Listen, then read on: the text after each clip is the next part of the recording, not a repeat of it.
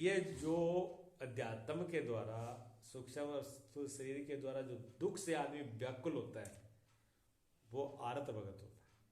जो पीड़ा दुख से होकर के तो उसको आर्त भगत देते हैं। दूसरा है जिज्ञासु। जिज्ञासु कहते हैं भगवत तत्व के जानने की इच्छा वाला। पहले एक आदमी तो इसलिए मंदिर में जाता है कि कष्ट बहुत है, तंग आ गया मैं, अब कहीं ढोई नहीं है, दूसरी अब कहीं पेश पड़ नहीं रही, अब भगवान की खोपड़ी खाओ, भगवान को पूजो, भगवान की शरण में जाओ। तो इनसे दुखी होकर के भी एक भगवान की शरण में जाता है, ठीक है ना। और एक व्यक्ति दुखी नहीं है, ठीक है, दुखी नहीं है उस संसार से, लेकिन उसकी इच्छा है कि परमात्म तत्व क्या है, भगवत तत्व क्या है, उसको जानने की इच्छा है, मैं जानना चाहता हूँ। एक इसलिए जाता, उसको कहते हैं जिज्ञासु। जिज्ञासु कहते हैं जानने की इच्छा वाला, ये चीज मुझे जाननी है, उसके लिए जाना, ठीक है। तीसरा है अर्थार्थी। अर्थार्थी, अच्छा ये वाले भगत बहुत ज्यादा है, ये अर्थार्थी वाले भगत बहुत ज्यादा है। जितनी लैंड दिख रही है ना, भीड़ दिख रही है, वो इन्हीं की है, महाराजा की। ये कहते हैं या लोक या वालोक के भोगों की इच्छा वाला। वो कहते हैं इस लोक में भोग की इच्छा वाला, धन मिल जाए, दुकान बढ़िया चल जाए, व्यापार ठीक हो जाए, काम ठीक हो जाए, फसल अच्छी हो जाए, ये जितने भगत हैं टोटल। और कुछ लोग यहाँ वाले नहीं चाहते, कहते हैं यहाँ तो ठीक ठाक है, बढ़िया, लेकिन आगे के लिए स्वर्ग, आगे नरक में तो ना जाए, कुछ अच्छा करें तो स्वर्ग तो मिलेगा, तो कुछ स्वर्ग की कामना, स्वर्ग की कामना वाला, इस लोक की कामना वाला, जितने भी भगत हैं वो अर्थार्थी भगत हैं। और ये इनकी संख्या बहुत ज्यादा है। ये भगत असली नहीं है, ये भगत असली नहीं है। इन भगतों की भी अपनी कामनाओं के लिए जाते हैं। अगर कामना पूरी होती हुई न दिखे तो हो सकता है कि ये भक्ति नहीं छोड़ दे। अगर मालूम पड़ जाए कि एक व्यक्ति धन के लिए जा रहा है और मालूम पड़े कि धन यहाँ मिलने वाला है नहीं, अगर मिलने वाला नहीं है तो फिर क्यों जाए भाई, क्या जरूरत है जाने की, छोड़ दो, जाएगा नहीं। हमारे वो पानीपत में है, वो आए थे ना हरियाणा वाले पृथ्वी सिंह जी, उनका भतीजा, सका भतीजा है, सागी, पानीपत की बात है, जाट तो है ही वो, तो वैसे बढ़िया बुद्धि, वैसे जाट है लेकिन बढ़िया बुद्धि है उसकी। एक तो लड़ता नहीं, वो दीक्षा मेरे से लिए हुआ, शिष्य मेरे ही है, तो वो वैसे लड़ता नहीं, वैसे बिल्कुल शांत रहता है, दिमाग से काम भी लेता है। तो उसने क्या, वहाँ पानीपत में एक दरगाह बनी हुई है पीर की दरगाह बनी है, तो बस उसका ऐसे ही मन हो गया, जाने लगा वो। अब जाने लगा वहां पर, तो इतने नियम से गया वो आदमी, इतने नियम से गया कि एक दिन भी शादी विवाह, हारी बीमारी, बरसा, आंधी तूफान, सर्दी गर्मी, उसने एक दिन भी मतलब छुट्टी नहीं करी। 2 साल तक बिल्कुल कंटिन्यू, और सही टाइम पर, जो फिक्स टाइम पर पहुंचना है, शाम की 5 बजे बिल्कुल हाजिरी देनी है वहां पर, जब उनकी नमाज होती वो होता है सब उस टाइम में। और वो जो मौलवी थे वहां पर, वो बाकी सब हिंदुओं को बाहर निकाल देते थे, सिर्फ मौलवी अंदर रहते, बाकी सभी से पूरी जनता को बाहर निकाल देते थे, लेकिन उसको नहीं निकालते थे, वो अंदर ही रहता था। तो वो पीर शायद उनके क्या सिस्टम है मेरे को तो पता नहीं, पर वो बोलते हैं, कहते हैं वो पीर जो है वो उसने बोला उनको 2 साल बाद में, कहते ये जो है मतलब पूरी मेरी हाजिरी दी है 2 साल से, मैं इससे बड़ा प्रसन्न हूँ, बोल तू क्या चाहता है, मांग। उन्होंने कहा नहीं बाबा मैं तो ऐसे ही आ गया पत्थर टेकन। कहते नहीं मांग, मैं तेरे पे खुश हूँ। कहने मांगना क्या है, बस आपका आशीर्वाद है। उन्होंने कहा मैं 3री बार कहता हूँ मांग ले तू जो मांगना है। वो कहता है जी मुझे तो 87 करोड़ रुपया चाहिए। पीर ने हाथ खड़े कर दिए ऊपर। पीर कहता है ये तो मैं नहीं दे सकता। कहते नहीं दे सकता तो कौन दे सकता है? कहती तो भगवान शिव दे सकते हैं, ये खजाना तो शिव जी के पास में है, क्यों कुबेर को भी उन्होंने दिया है, लक्ष्मी को उन्होंने दिया है, तो इस सब के खजाने के मालिक तो भगवान शिव है, ये तो शिव दे सकते हैं। तो कहते हैं ठीक है, आज से आप खीरा हमारी, राम राम। उसके बाद में गया ही नहीं। शिव जी को ले आया घर पर, शिवलिंग ले आया घर पे, शिव जी के बाहर मत्था टेक आए, बाहर भी जाए तो शिव जी के पास जाए, और घर पे ले आके शिव जी रख लिए। अब शिवलिंग पर पूजा करे, उसी पे जल चढ़ाए और उसी की पूजा करे। अब कहते हैं आप किसी के पास नहीं जाना, भोलेनाथ ही है। और भोलेनाथ को बोल दिया देखो 87 करोड़ से 1 रुपया कम होने वाला नहीं है, दे तो इतना देना, नहीं तो बच्चे एडवांस में पढ़ा रहे, टाइम लग जाए, तो 1 जन्म और लग जाए भले, पर लेना इतना ही है अपने को। निश्चय पक्की यही है, ये है भगत, अर्थार्थी भगत इनको कहते हैं।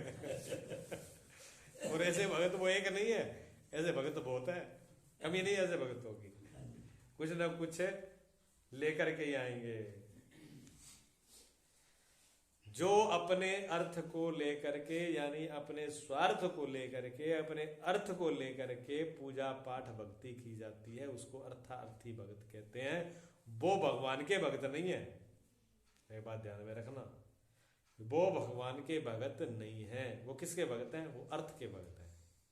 किस लिए गए थे भगवान के पास? भगवान को लेने नहीं गए, भगवान को मिलने नहीं गए। मैं आपके पास जा रहा हूं, अगर मैं आपसे प्रेम है तो मैं आपसे मिलने के लिए जाऊंगा। जब मैं आपसे कोई चीज लेने के लिए जा रहा हूं तो मुझे चीज से मतलब है, आपसे नहीं है। गलत है क्या? तो जब चीज से मतलब है तो भगती किसकी हुई? चीज की हुई ना, आपकी तो नहीं हुई।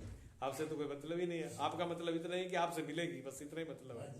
आपसे वो चीज मिलेगी, आपका मतलब, बात खत्म हो गई। तो जो ऐसे भगत है जो भगवान से कुछ लेने जा रहे हैं, भगवान से कुछ और लेने जा रहे हैं भगवान के अलावा, वो भगवान के भगत नहीं है। और भगवान इतना अज्ञानी और मूर्ख नहीं है जो समझता नहीं भक्तों को। भगवान भी अपने भक्तों को समझता है, भी असली भगत आ गया, ये असली भगत हमारा आ गया है। ठीक है ना? तो क्या उस असली भगत के साथ कैसे बर्ताव करना चाहिए, ये भगवान को पता होता है। हम ही समझ जाते हैं। जब कोई दूसरा अगर अपने मतलब से ज्यादा रखता हो, जब कोई मतलब ज्यादा रखता हो, अपने मतलब से हमारे साथ संबंध जोड़ता हो, तो थोड़े दिन में हमें भी समझ में आ जाती है कि ये मतलब ही आदमी है।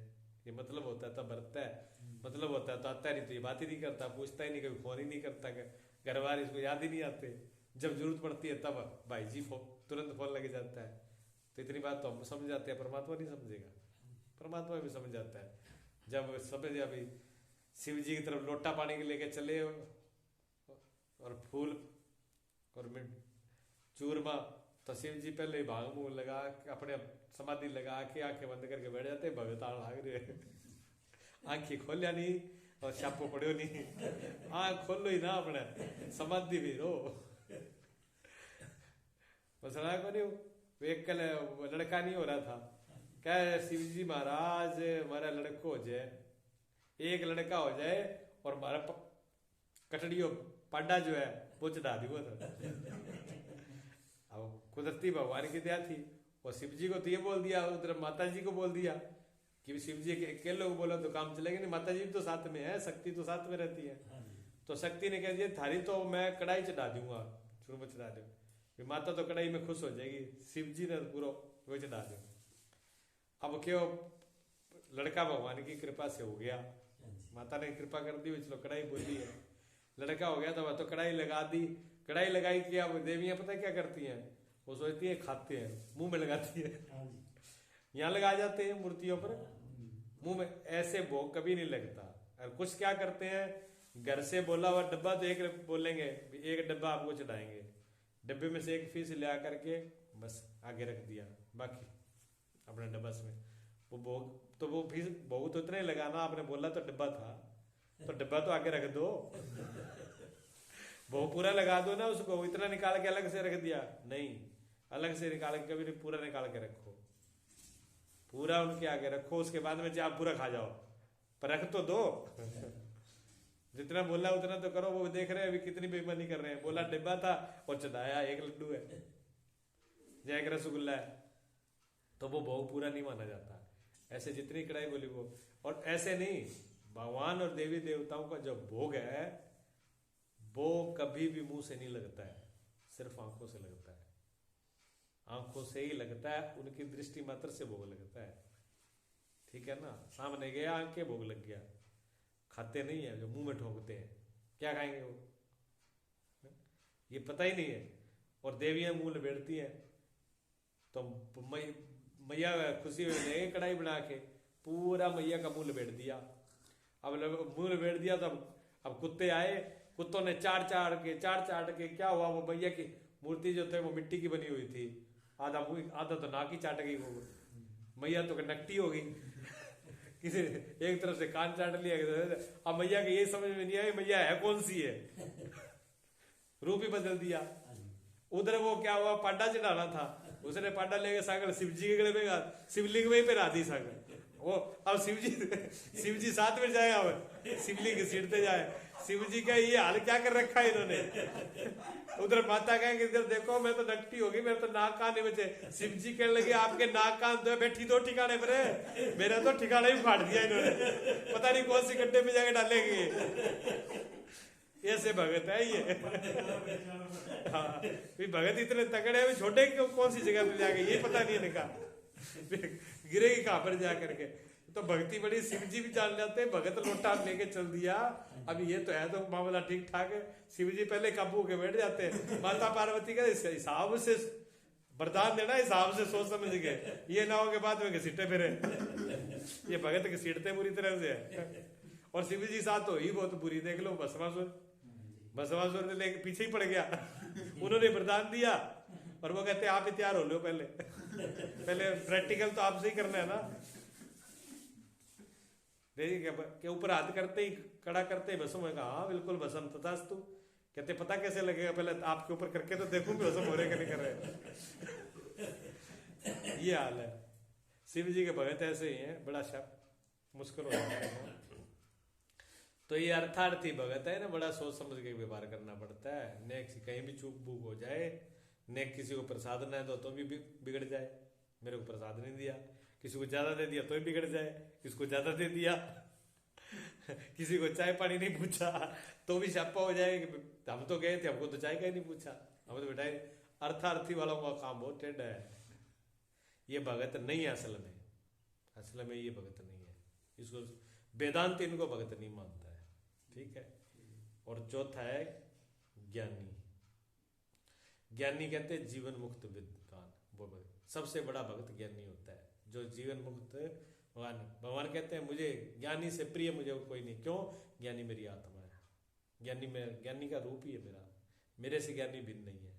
तो ज्ञानी को तो जरूरत नहीं, वो तो परिपूर्ण है, ठीक है।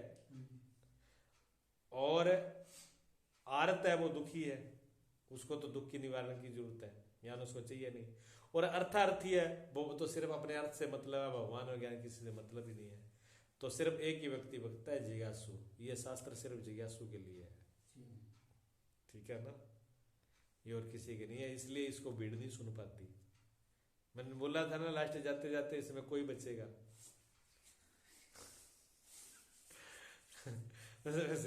कोई बचा है। आज तो प्रोग्राम था जब आप इकट्ठे हो गए, नहीं तो वही त्रिमूर्ति ब्रह्मा विष्णु शिव तीन ही बचते हैं। ये हालत हो जाती है। तो ज्ञानी, ये चार प्रकार के आर्ति भगत है, चार प्रकार के अंतःकरण और चार प्रकार के आश्रम। आश्रम चार प्रकार के होते हैं। आश्रम में ये आश्रम नहीं कि चार प्रकार के ऐसे आश्रम होते हैं। जैसे आश्रम किसको बोलते हैं? आश्रम कहते हैं ब्रह्मचर्य, गृहस्थ, वानप्रस्थ और सन्यास, ये चार आश्रम है। आश्रम कहते हैं रहने वाली जगह। तो ब्रह्मचर्य एक स्टेज हमारी रहने की ब्रह्मचर्य की है, ठीक है ना। ब्रह्मचारी कब तक होता है? ब्रह्मचारी कोई साधु ब्रह्मचारी नहीं, कोई साधु हो गया वो ब्रह्मचारी हो गया। जब तक शादी नहीं होती और आदमी अपने नियम धर्म से, जब बच्चा विद्यार्थी काल में, पढ़ाई के काल में, स्कूल में पढ़ते हैं, गुरुकुल में पढ़ते हैं, तब तक जो नियमों और मर्यादा में रहते हुए जो विद्या अध्ययन करता है 20 साल तक, 25 साल तक, आजकल 20 साल मान लो, वो ब्रह्मचारी है। अगर 20 साल तक वो, जब तक शादी नहीं हुई तब तक उसकी वृत्ति किसी भोगों की तरफ प्रवृत्त नहीं हुआ, वो अपने पूरे कंट्रोल के अंदर नियम मर्यादा से अगर उसने पढ़ाई की है तो वो 20 साल का ब्रह्मचर्य उसको 100 साल तक उसके जीवन में दिक्कत नहीं होगी। अगर उसने अपने ब्रह्मचारी की अवस्था को बिगाड़ा, पहले कोई जितना उसकी समय उसे पहले उसने अपने ब्रह्मचर्य का नियम तोड़ दिया, तो उसको पूरे जीवन शरीर में दिक्कत हो जाती है। जो शक्ति है, जो ऊर्जा है, वो फिर अनेक रोगों के रूप में प्रकट होती है। फिर अनेक रोग आएंगे, कमजोरी आएगी, याददाश्त कम होगी, पढ़ाई में रुचि होगी, फिर बहुत सी बीमारियां होगी, मन में विक्षिप्तता होगी, ऐसी चीजें आनी शुरू हो जाती है। 20 साल गुरुकुल या कॉलेज या स्कूल में पढ़ने के बाद में फिर निर्णय होता है उसका कि अब आप जो है गृहस्थ में जाना चाहते हो कि संन्यास में जाना चाहते हो। दो हमारे वहां से दो मार्ग फटते हैं। ब्रह्मचर्य की अवस्था में सब बराबर होते हैं, चाहे साधु हो चाहे कोई हो, उससे पहले स्टेज पर सब बराबर है। दूसरी अवस्था पर बदलता है, दूसरे आश्रम में अब आप गृहस्थी चुनते हो कि संन्यास में जाओगे, तो ब्रह्मचारी से सीधे ही आदमी संन्यास में भी जा सकता है। जैसे हमने गृहस्थी में नहीं गए, हम तो सीधे संन्यास में आ गए। लेकिन अगर आप गृहस्थी में जा रहे हो तो फिर 20 साल गृहस्थी के लिए है। फिर 20 साल आप गृहस्थी का नियम पालन करिए। एक पत्नी वर्ता एक पति वर्ता। जैसे पति चाहता है कि मेरी पत्नी एक पता हो, मेरी पत्नी की निगाह दूसरे की तरफ न हो, इसी प्रकार आदमी का भी उतना ही फर्ज है, ठीक है ना, अपने आप की मर्यादा में रह करके अपनी पत्नी के अलावा किसी को भी पत्नी न मन के अंदर स्वीकार हो।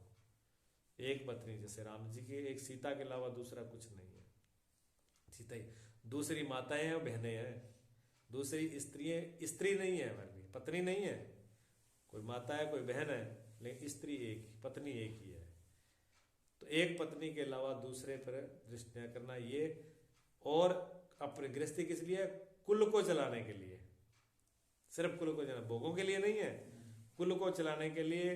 हमारा भी किसी ने जन्म दिया, माता पिता के द्वारा जन्म हुआ है, इस को, इस प्रकृति को, इस कुल को चलाने के लिए। उस ऋण से हमें भी ऋण होना है, हमको भी बच्चे संतान पैदा करके उनको योग्य बनाना है। संतान पैदा करना, उसको योग्य बनाना। 20 साल में काम निपटाने के बाद गृहस्थी से फ्री, फिर गृहस्थी के संबंध नहीं। फिर क्या? तीसरी अवस्था है वानप्रस्थ।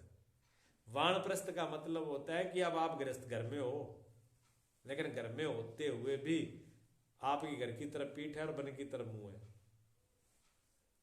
वानप्रस्थ, 52 साल की उम्र निकल गए, बाम प्रस्थ मैंने तैयार हो जाओ छोड़ने के लिए, तैयारी कर लो।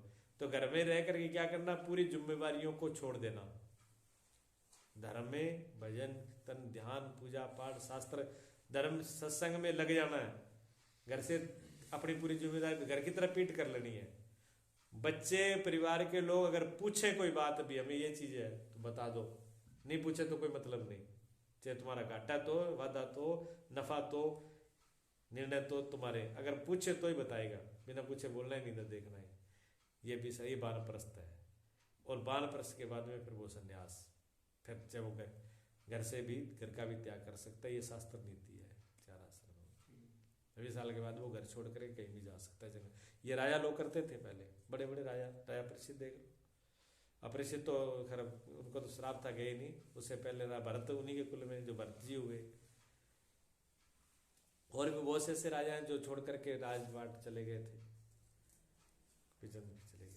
तो ये 4 प्रकार के जो है आश्रम है। कहते हैं उत्पत्ति आदि क्रिया। यहाँ क्रिया शब्द कर, क्रिया जो कर्म है, ताका फल गई है। उत्पत्ति आदि जो क्रिया है, क्रिया होती है और उस क्रिया का फल होता है, उसको उत्पत्ति आदि क्रिया कहते हैं। ये भी 4 प्रकार की है। उत्पत्ति आद्य लक्ष्य जन्म, जैसे कुलाल की क्रिया फल रूप घट की उत्पत्ति। पहले कहते उत्पत्ति। कर्म 4 प्रकार के, उत्पत्ति कर्म 4 प्रकार के हैं। पहले क्या कहते? उत्पत्ति। उत्पत्ति कैसे होती है? कहते हैं जैसे लक्ष्य लेकर के, क्या कुलाल है, कुमार जो है उसको चलाता है, क्रिया करता है, कुलाल को चलाता है, चक्कर को चलाता है। चक्कर को चलाता है तो उस चक्कर को चलाने से क्रिया से क्या उत्पन्न हुआ? घड़ा उसका लक्ष्य था। उस लक्ष्य को लेकर के उसने घुमाया, क्रिया करी, लक्ष्य को लेकर के क्रिया करी। हम कोई काम करते हैं, जब भी हाथ पैर हिलाते हैं तो कोई लक्ष्य होता है कि हमें ये काम करना है, उस काम को करते हैं, उस काम की फिर सिद्धि हो जाती है। तो उसको कहते हैं, वो चीज प्रकट हो जाती है तो कहते हैं उत्पत्ति हो गई, किसी क्रिया के द्वारा कोई चीज की उत्पत्ति करना। फिर कहते हैं प्राप्ति, एक तो उत्पत्ति करना, चीज क्रिया बना करके उत्पन्न करना। कहते हैं प्राप्ति, प्राप्ति में क्या होता है, प्राप्ति होता है गमन रूप क्रिया से वांछित देश की प्राप्ति रूप फल प्राप्ति करनी है। अब घर से चले आप, तो घर से चले तो क्रिया किसकी, पैरों से आप चले, पैरों से चलना भी क्रिया थी। चल करके लक्ष्य क्या था, आश्रम। अब आश्रम तो घर से दूर है ना, जहाँ दूसरे देश, वहां से छोड़ के चल के आए, तब यहाँ इस देश की प्राप्ति हुई, मतलब आश्रम की प्राप्ति। घर छोड़ा तो आश्रम की प्राप्ति हुई, वो क्रिया करे जाए। यहाँ से दूसरे देश में जाना है, जहाँ शहर में जाना है, तो क्रिया करके जाके वहां पहुंचेंगे, तो उसको कहते हैं प्राप्ति, क्रिया की प्राप्ति। विकार, तीसरी है विकार, अन्य रूप की प्राप्ति, जैसे पाक रसोई रूप क्रिया फल स्वरूप अन्न का विकार घटना देगी, ये भी क्रिया है। विकार, वैसे विकार समझते हैं, बेकार में बेकार होता है, बिगाड़ना। अच्छा, बढ़िया सब्जी रखी, बढ़िया आटा ले आके रखा, सारा कुछ बखाया, आपने क्या किया, उसको बेकार कर दिया। पहले उसको काट डाला, काट कूट के फिर रड़ंग पड़ंग लगा के फिर उसको अग्नि पर चढ़ा दिया, उसको सिजा दिया। अब सिजा करके वो वैसा नहीं है, उसको एक अर्थ में आपने उसको बेकार कर दिया। लेकिन बेकार करके रसोई पक के तैयार हो गई, तो रसोई का पक के तैयार हो जाना वो फल नहीं है क्या, फल हुआ, तो उसका नाम विकार रखा। विकार रूप की क्रिया भी किसी चीज के रूप को बिगाड़ देना और बिगाड़ करके नया रूप बना देना। दर्जी के पास कपड़ा दिया, बढ़िया थान दिया था, साफ सुथरा, जाते ही कैंची से बिगाड़ कुगड़ के छोड़ दिया है, लेकिन बिगाड़ के कुछ बनाया, और नहीं बनाते तो देता कोई, कोई नहीं देता। ऐसे किसी के पास ले जाओ, मिस्त्री बैठे, इनको दे दो सही से सलामती, ईंटे उंटे बिगाड़ देंगे, ये सीमेंट ईंट बजरी सबको मिक्स कर देंगे। मिक्स करने वाले वैसे वो काम नहीं आता कोई। अगर आप रेता सीमेंट पत्थर सब मिला के छोड़ दो, क्या काम आएगा, कोई काम नहीं आएगा, बिगड़ी तो गया ना। लेकिन उसको उसी तरीके से फिर जोड़ दिया जाए तो वो बन गया, मकान बन गया। बिगाड़ करके भी अच्छी चीज बना देना, विकार के फल का किया है, तो ये विकार रूप। चौथा है संस्कार, ठीक है, उत्पत्ति, प्राप्ति, विकार और संस्कार। मल की निवृत्ति और गुण की प्राप्ति। संस्कार कैसे होते हैं, देखो संस्कार कैसे होते हैं। संस्कार होते हैं, ये संस्कार है, ये संस्कारी बालक है, इसमें अच्छे संस्कार हैं, ये बढ़िया है, तो ऐसे संस्कारों का मतलब क्या हुआ। मल कहते हैं दोष, पाप, विकार, उनको हटा करके और गुण उसमें फिट कर देना, ये संस्कारित कर दिया। किसी चीज को संस्कारित करना, आप किसके करते हो, देखो किन्नू खट्टी का संस्कारित तो किया गया है, माल्टा, किन्नू, मौसमी, ये खट्टी का संस्कार किया गया है। खट्टी क्या है, खट्टी के अंदर कांटे हैं और खट्टापन है, किसी काम में नहीं आता, उसको काट करके जो बुरा